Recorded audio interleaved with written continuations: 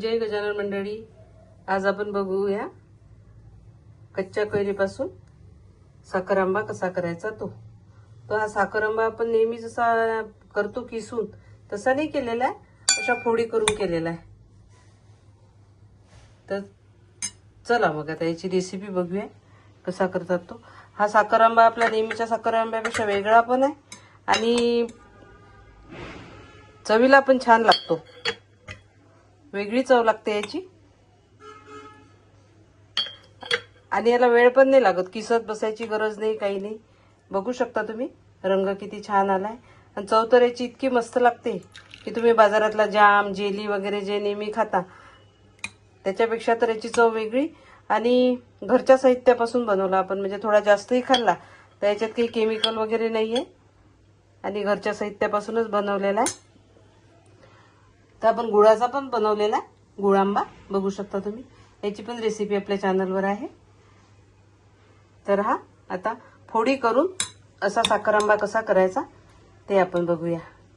याची चव तुमच्या जिभेवर अगदी रेंगाळत राहणार आहे आणि परत परत करणार तुम्ही. हा तर बघू शकता तुम्ही, साखर आणि कैरी, थोडी आपण याची वेलदोड्याची पूड वगैरे टाकलेली आहे, थोडं केशर टाकलेलं आहे, त्यामुळे त्याचा रंग बघा काय सुंदर आला. आणि कोरडी बरणी करून त्यात भरून ठेवला तुम्ही असा तर तो वर्षभर सुद्धा टिकतो आणि पोळीसोबत एकदम छान लागतो खायला. तर नक्की करून बघा. आणि परत एकदा तुम्हाला धन्यवाद करायचा आहे मैत्रिणींनो. एका महिन्यातच तुम्ही माझ्या चॅनलला इतकं प्रेम दिलं, त्याबद्दल तुमचे खूप खूप धन्यवाद. असेच प्रेम करत राहा आणि व्हिडिओ बघत राहा. चला तर मग आता रेसिपीकडे वळूया. अगदी सोपी रेसिपी आहे, काही याच्यात किचकट असं काहीच नाही, अगदी सोपी रेसिपी आहे. आणि जेवढी कैरी घेतली आपण तेवढी साखर घेतली, त्यामुळे प्रमाण बिघडायची काही गरजच नाही. जेवढी कैरी घेतली तेवढी साखर घ्या, म्हणजे तुमचं प्रमाणही बिघडणार नाही आणि टेस्टमध्ये पण एकदम तुम्हाला परफेक्ट गोडवा लागेल. चला तर मग रेसिपीला सुरुवात करूया. तर त्यासाठी आपण इथे 1 किलो कैऱ्या घेतलेल्या आहेत. अशा चांगल्या हिरव्यागार मोठ्या कैऱ्या, कडक अशा बघून घ्यायच्या, म्हणजे आपला साखर आंबा परफेक्ट प्रमाणात होतो आणि कडक असल्यामुळे तो टिकतो पण खूप दिवस. मऊ पडलेली कैरी घेऊ नका, अशी छान हिरवीगार मोठी कडक असलेली कैरी घ्या. चला तर मग आता याच्यासाठी काय काय साहित्य पाहिजे, कृती कशी करायची, वर्षभर टिकवण्यासाठी काळजी काय घ्यायची, हे सगळं आपण आता या व्हिडिओमध्ये बघूया आणि रेसिपीला सुरुवात करूया. साखर आंबा कसा करायचा ते. तर त्यासाठी आपण इथे अशा कैरीच्या फोडी करून घेतलेल्या आहेत आणि जितक्या बाउलभर फोडी असतील तितकीच आपण साखर घेणार आहोत, म्हणजे परफेक्ट गोड होणार आहे आपला साखर आंबा. तर अशा मी चौकोनी चौकोनी आकारात याचे असे तुकडे करून घेतले. आता हे तुकडे आपण वाफवून घेऊया. डायरेक्ट पाण्यात नाही टाकायचे, हे कसे वाफवायचे ते बघूया आता आपण. तर त्यासाठी आपण काय केलंय, एक अशी कढई घेतली आहे मोठी आणि कढईमध्ये पाणी ठेवलंय, त्याच्यावर स्टँड ठेवलाय आणि त्यावर आता एक गाळणी ठेवू आपण. स्टीलचीच ठेवायची, कारण की आंबट आहे ना. अशी गाळणी ठेवूया आणि याच्यावर आता ह्या फोडी घालून घेऊयात. अशा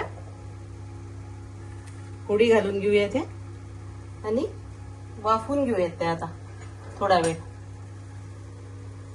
गॅस मीडियम करायचा आणि आता या फोडी सगळ्या वाफवून घ्यायच्या, म्हणजे आपला साखर आंबा कसा कच्चे जर आपण टाकले तर तो आपला साखर आंबा असा हे नाही होणार आहे, सॉफ्ट नाही होणार आहे, थोडासा कडक लागणार आहे. त्याच्यासाठी आपण आता हे वाफवून घेत आहे. 1-2 वाफ काढायच्या याला, म्हणजे मऊ शिजतात. झाकण ठेवूया त्याच्यावर. हे इथे आता आपल्या आंब्याच्या फोडी वाफवून झाल्या आहेत, बघू शकता तुम्ही. वाफ आली आहे त्याची, वाफून झाल्या आहेत आणि मऊ झाल्या आहेत त्या. आता टूथपिक वगैरे त्यात अशी हे करून पाहिजे, किंवा आपली सुरी. मऊ झाल्या की त्या बघू शकता तुम्ही मऊ झालंय. आता आपण याच्यासाठी साखरेचा पाक करूया, म्हणजे आपला परफेक्ट साखर आंबा तयार होईल. तसे टाकल्या तर त्या शिजतात, पण इतक्या मऊ नाही होत, कारण मऊ झाल्याशिवाय साखर आंबा काही छान नाही लागत. आता आपण साखरेच्या पाकेत बुडवून घेऊया. आता इथे साखर आणि कैरीच्या त्या वाफवलेल्या फोडी आपण एकत्र करून घेतल्या. आता याला पाक सुटेपर्यंत 10-15 मिनिट अशा सोडून देऊयात. आणि याला आपोआप आता बघा तुम्ही पाक सुटायला सुरुवात झाली आहे. आता याला थोडा पाक सुटला की मग आपण गॅस चालू करूया, गॅसवर त्याला गरम करूया.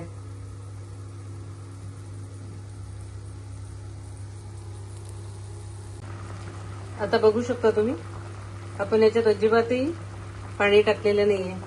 साखरेला कसं पाणी सुटलं आणि आपला साखर आंबा कसा तयार होतो याच्यात बघू शकता तुम्ही. पाणी टाकलेलं नाही तरी त्या साखरेला आपोआप पाणी सुटतं आणि त्याचा पाक होतो. त्या पाकामध्ये जेवढं ते त्याला सुटेल पाक तेवढ्याच पाकामध्ये शिजून घ्यायचा. त्या व्यतिरिक्त पाणी नाही टाकायचं त्याच्यात, कारण की वर्षभर टिकवायचा आहे तो, त्यामुळे टिकला पाहिजे. आणि ज्या वस्तू साठवणीच्या टिकवायच्या असतात त्यात पाण्याचा अंश नकोच. आता तयार होतोय आपला साखर आंबा, बघूया. झालाय आता आपला साखर आंबा तयार आहे. आता आपण गॅस बंद करूया. इतपत पाक होऊ द्यायचा, एक तारी पण नाही, एक तारीपेक्षा, कारण की त्या फोडीमध्ये जातो ना तो पाक आतमध्ये, तो थोडा सैलच पाहिजे पाक. जरा पक्का केला की मग तो फोडीमध्ये जात नाही आतमध्ये. तर आता आपण गॅस बंद करूया. तयार झालाय आणि गार होऊ देऊया.